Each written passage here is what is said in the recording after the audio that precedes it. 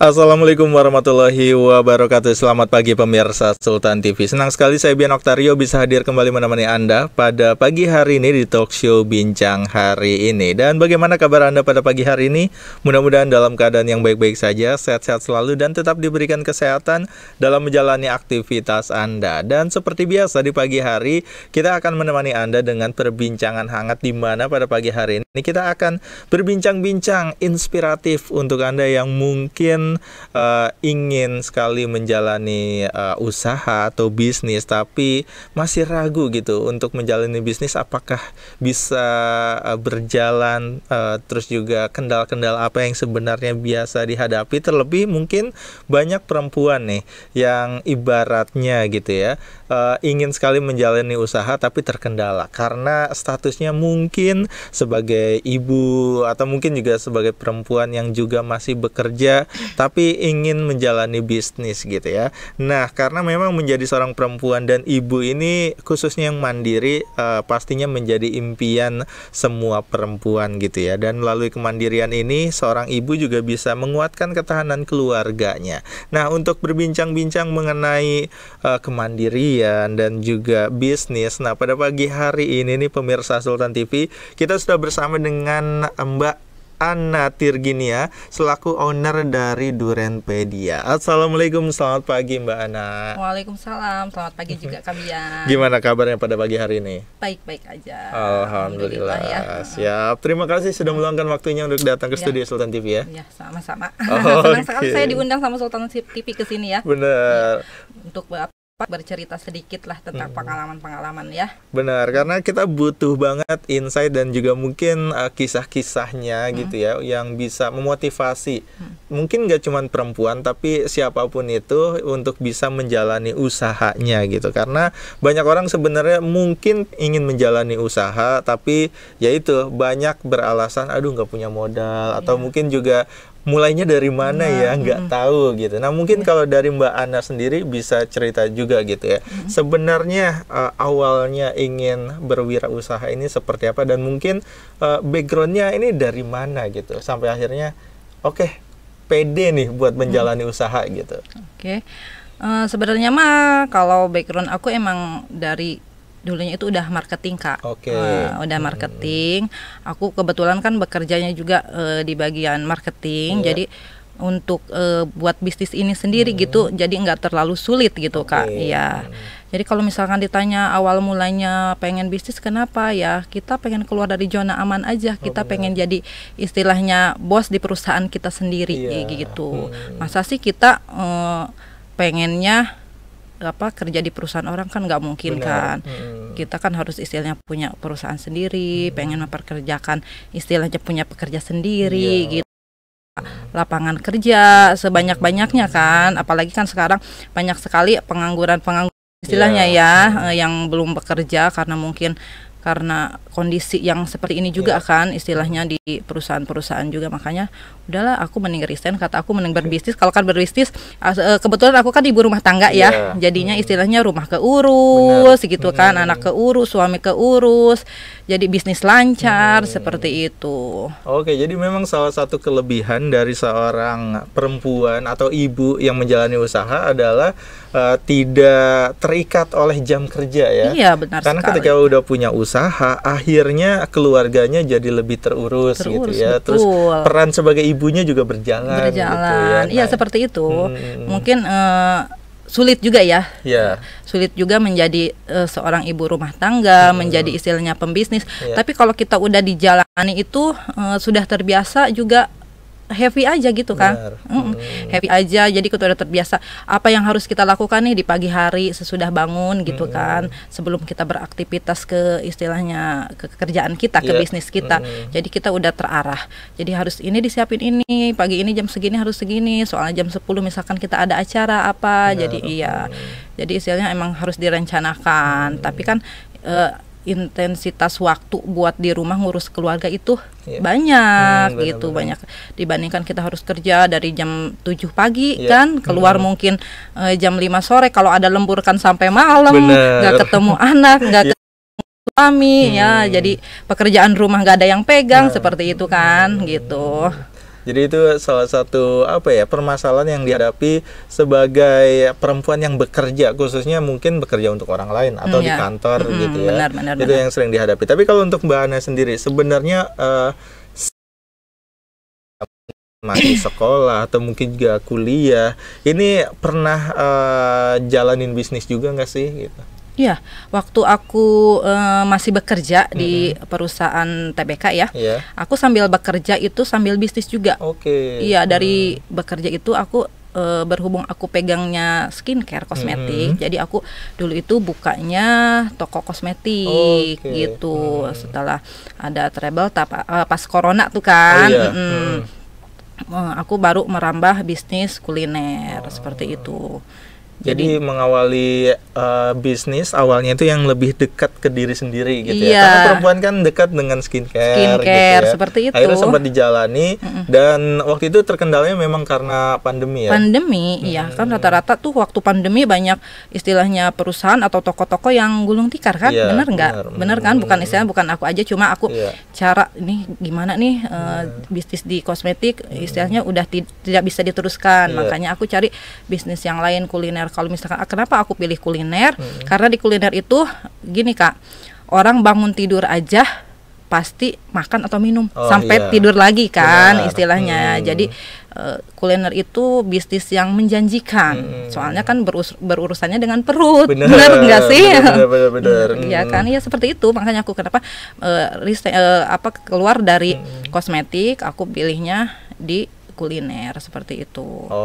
Dan sebenarnya mungkin kalau berbicara perannya sekarang sebagai ibu juga gitu ya, ini membagi perannya gimana nih untuk bisa di rumah mengatur rumah juga gitu ya supaya tidak terbengkalai tentunya, tapi bisnisnya juga tetap kepegang gitu. Ini mengatur waktunya sebenarnya kayak gimana sih?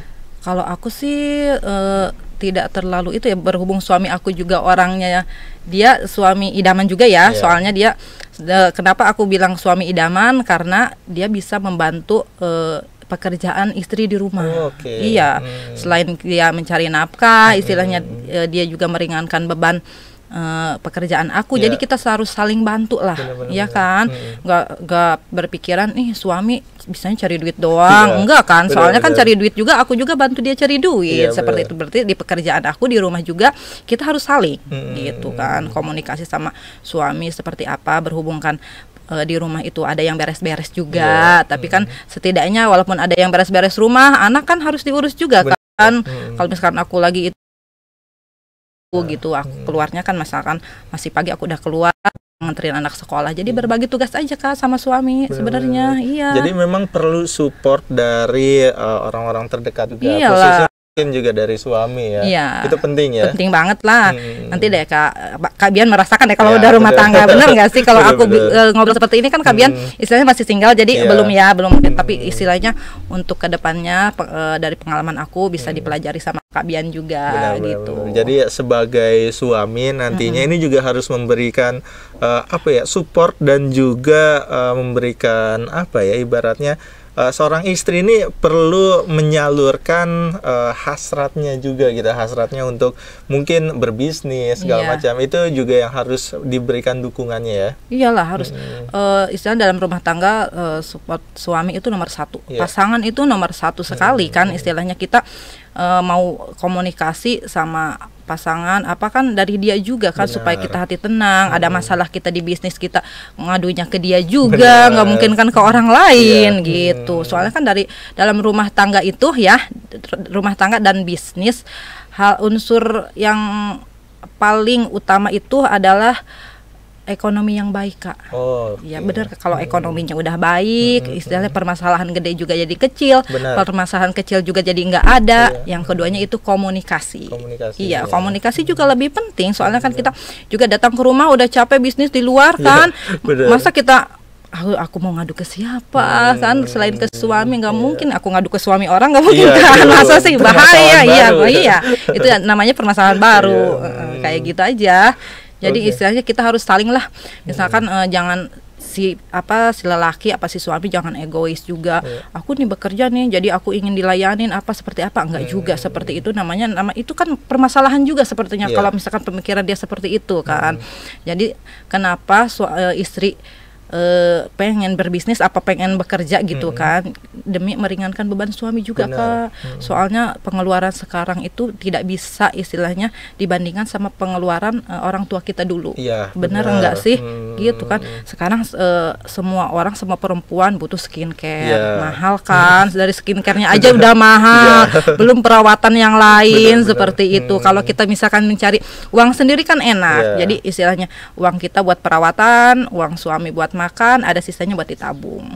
Seperti itu. Karena memang seperti kita ketahui kayaknya bahan-bahan makanan atau mungkin juga semua harga tiap tahun itu nggak pernah turun ya. Selalu naik terus gitu ya. Itu kenapa ya mungkin peran dari istri membangun usaha ini bisa sangat membantu perekonomian keluarga ya.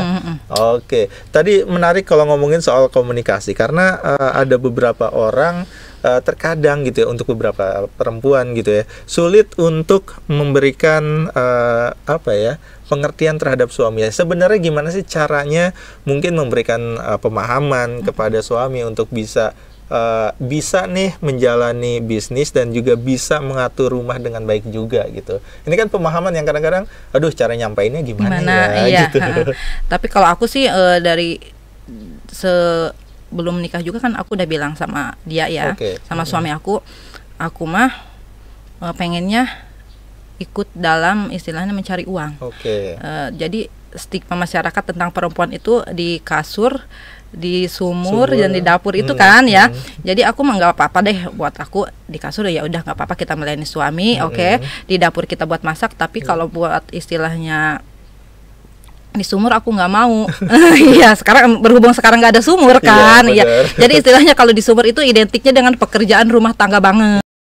Jadi namanya pekerjaan rumah tangga itu kan nggak ada beresnya gitu Kang. Yang ngegaji nggak ada juga kan di rumah, kita cuma nungguin istilahnya penghasilan dari suami. Sedangkan kebutuhan kita banyak, apalagi kita istilahnya sudah punya anak-anak beranjak dewasa, kebutuhan pasti makin meningkat. Makanya aku bilang ke suami, selagi waktu aku pas mau nikah itu, selagi kita bisa bekerja sama gitu kan, buat membangun rumah tangga yang istilahnya buat masa depan yang cerah. Jadi tolonglah kasih izin aku buat istilahnya bekerja, atau waktu itu bekerja ya, bukan berbisnis ya, keluar bekerja.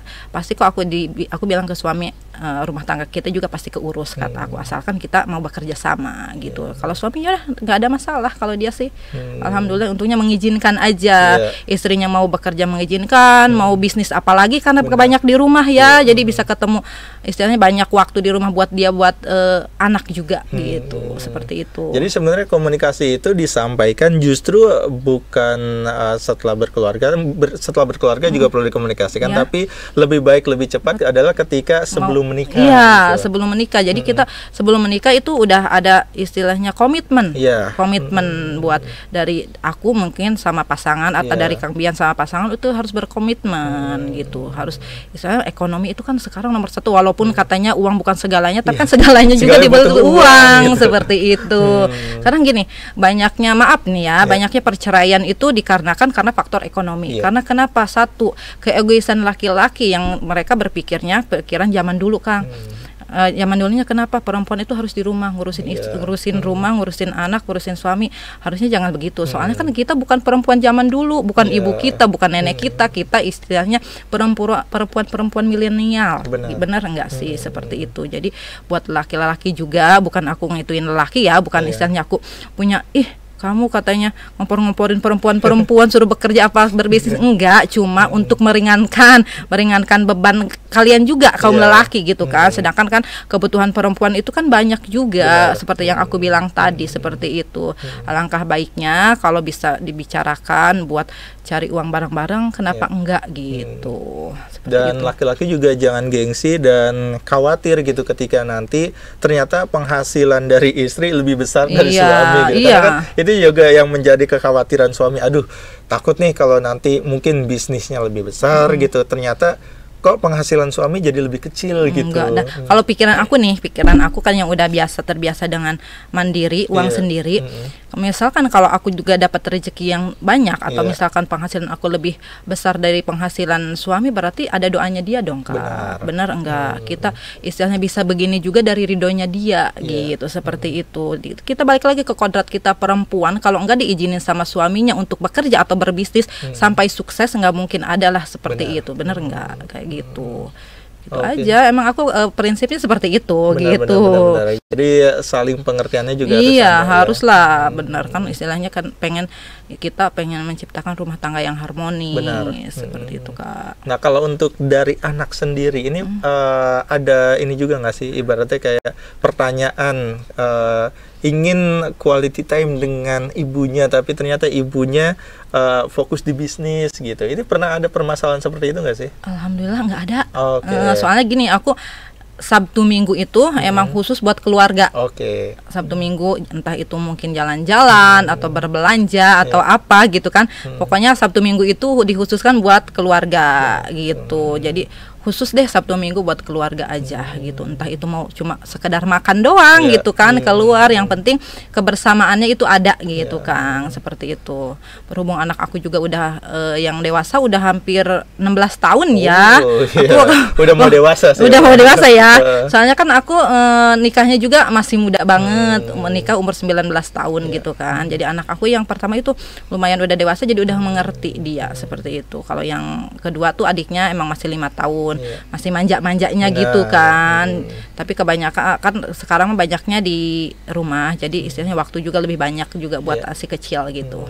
Nah, ini menarik ketika Sabtu Minggu fokusnya dengan keluarga, tapi terkadang kan bisnis Sabtu Minggu juga harus tetap berjalan gitu ya. Ini mendelegasikan tugasnya itu seperti apa gitu? Enggak, aku dari hari Senin sampai Jumat itu khusus untuk di bisnis aja. Jadi semuanya itu yang berkaitan, misalkan Sabtu Minggu aku harus ke sini, jadi semuanya ke Jumat atau ke Kamis gitu. Jadi gitu. Jadi Sabtu Minggu itu udah nggak bisa kecuali mungkin ada urgent banget gitu kan, di outlet apa di mana baru aku keluar gitu. Keluar juga bawa anak. Pokoknya kalau Sabtu Minggu aja udah diintil-intilin aja deh sama anak sama suami gitu kan. Kalau Sabtu Minggu kecuali mau ada acara kemana gitu, kalau misalkan ada itu mampir dulu ke outlet kalau lewat gitu kan, acara lewat mau ke daerah Pandeglang atau ke Serang bisa mampir dulu gitu ke outlet, seperti itu. Jadi ibaratnya benar-benar quality time dengan keluarga ini tidak hilang gitu ya. Tidak lah, harus sebisa mungkin, sesibuk-sibuknya. Aku kan kodrat aku juga sebagai perempuan yang udah berumah tangga, ada tanggung jawab anak, ada tanggung jawab suami, istilahnya yang harus diurusin. Istilahnya sepadat-padatnya jadwal aku juga. Kalau buat keluarga mah nomor 1 lah. Siap. Nah, ini sangat memberikan gambaran banget nih untuk para perempuan gitu ya. Jadi sebenarnya tidak ada halangan gitu untuk seorang perempuan untuk menjalani bisnis, dan permasalahan-permasalahannya tadi udah bisa di-sharing juga nih sama Mbak Hana gitu ya. Sebenarnya permasalahan ini bisa diselesaikan lewat komunikasi juga dan membentuk prioritas juga Teh ya. Iya, pasti. Jadi prioritasnya ini tetap keluarga gitu ya. Baru bisnisnya juga gitu. Nah ini selanjutnya mungkin kita bakal ngobrolin juga nih soal sebenarnya mengawali bisnisnya tuh seperti apa sih caranya, karena banyak orang bingung gitu mau ngejalanin bisnis, tapi pertamanya yang harus dilakukan apa gitu. Nah ini bakal kita obrolin nih Teh di segmen selanjutnya. Jadi pastikan Anda pemirsa Sultan TV tetap bersama kami di Talkshow Bincang hari ini. Dan untuk Anda yang mau bertanya-tanya dengan Mbak Ana, ini bisa langsung saja layangkan pertanyaan Anda melalui kolom live chat live streaming kita di kanal YouTube Sultan TV. Jadi pastikan Anda tetap bersama kami di Talkshow Bincang hari ini.